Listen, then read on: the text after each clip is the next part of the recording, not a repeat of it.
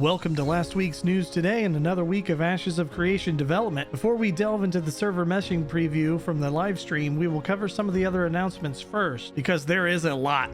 The Alpha 2 date was not revealed this month, but executive producer Brian Langford reckons we'll be able to get an A2 date in the next live stream. Since the live stream we are covering today is June's live stream, hopefully we will have our Alpha 2 announcement by the end of July. It was also confirmed that we will have our first preview of the Bard archetype. Steven also dropped by on Discord afterwards and shared this juicy artwork of a Dunir Bard. Brian went into further detail on the completion of internal milestone 9, which entails 8,900 story points, whatever that means. It sounds like a lot. And milestone 10 started on the 3rd of July, which will include polishing of VFX and UI, regular playtesting to squash bugs, etc., and prep for A2. The team has managed to solve networking problems, allowing Intrepid to service more users per realm during A2. We'll go over this in a moment, but to help test this system, Intrepid has decided to introduce static Alpha 2 key sales. These won't be pre-order packs, they will be static keys, and pricing is still to be decided. They want to try to make pricing as fair as possible. Once we learn more, we'll be sure to let you know. Another announcement made is that Intrepid will begin expanding NDA testing to Alpha 1 members. It will be a slow rollout of emails beginning with about 500 testers. These will be hand-picked players who provided consistent quality feedback throughout Alpha 1. It will then expand to another 500 random testers. No date has been given as to when the NDA testing will begin. It's possible they are keeping that under wrap. With that in mind, remember to keep an eye on your emails. This will continue to expand to all Alpha 1 testers in the run-up to Alpha 2. It was also announced that a content creator relations manager role will be up soon, and once that position is filled, we'll start to see a rollout of the content creator program. Intrepid is still working on merchandise, but we got to see some examples behind the devs on the live stream. There is also a new dev discussion on camera angles and a new wallpaper for July. We'll include the links to those in our description so that you can check them out. Finally, there may be no office hours this month. We'll keep you up to date if this is the case. Now on to server meshing.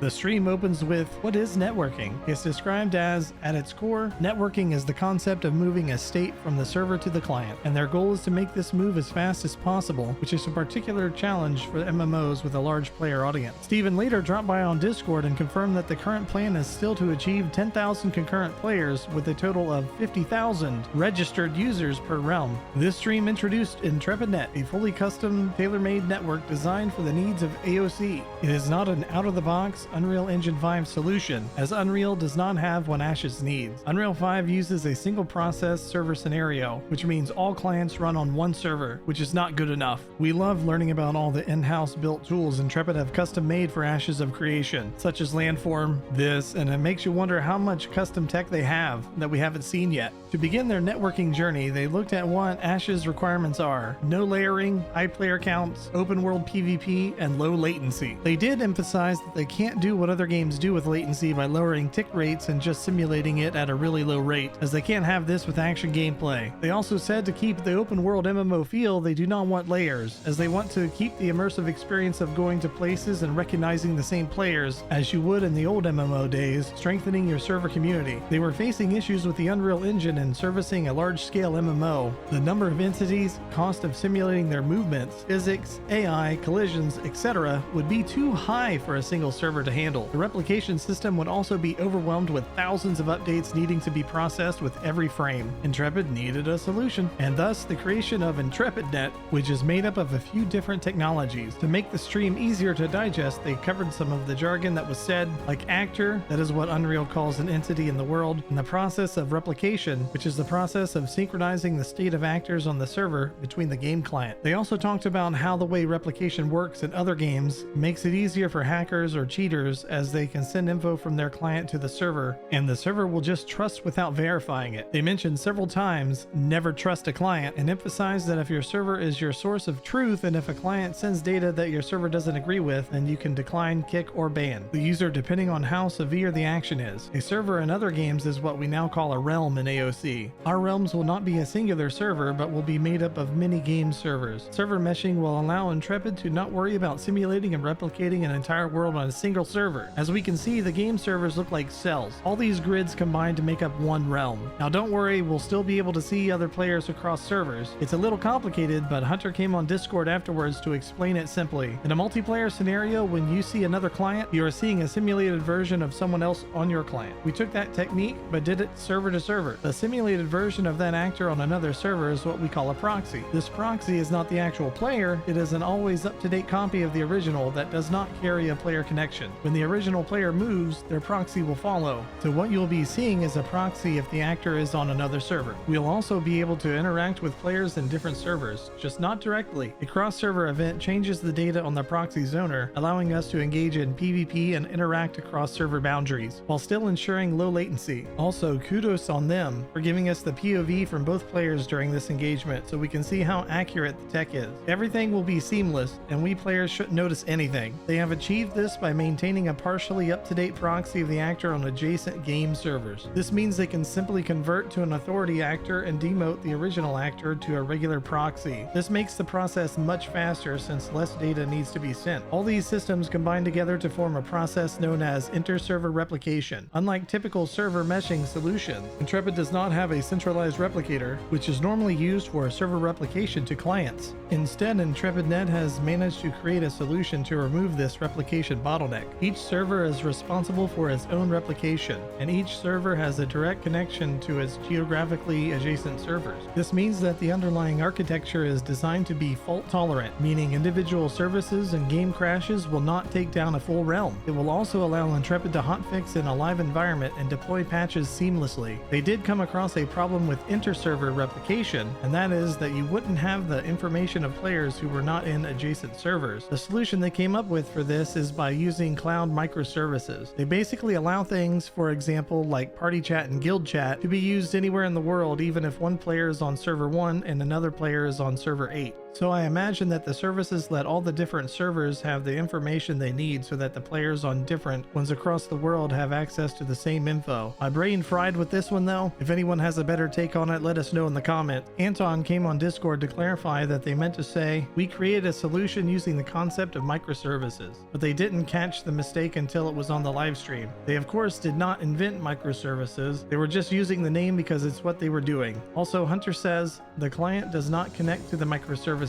Intrepid created a tool called the Shoal's Eye, which leverages the microservices, allowing tracking of data of all entities on the server. This ensures that all systems are working correctly across all servers. In a fun little trivia, Shoal is one of the pantheon gods in Ashes of Creation, the god of truth. Intrepid then went on to talk about dynamic gridding. This allows the server to spin new servers in real time to adjust on the fly for specific zones that are under heavy load. They have to move all of the affected players and the rest of the state to the server to a completely new server without any player realizing it, which allows them to handle higher player densities no matter where they pop up in the world. Also, quick note from Maggie that server meshing is already live and that PI members would have experienced it in the Node War stream. You know, I didn't even notice it during that Node War stream, other than I remember commenting on how smooth everything was and how well the game was handling that many players fighting in one area. Steven also remarked that Intrepid aims to have dynamic gridding in place for the start of Alpha 2. It's currently undergoing some final internal testing, and they are confident that it's going to land. The devs then went on to talk about the server costs, with specific focus on replication. The costs are high, and they had a replication time of 150 milliseconds, which obviously isn't fast enough for any game with lots of moving parts like Ashes. The way Unreal Engine handles relevancy checks, where every actor checks with the player every single tick, was time-consuming and expensive, and Intrepid sought to resolve this. And they achieved this by using what they call a spatial grid bucket. Each cell is a bucket that contains replicated actors located within the geographical area it represents.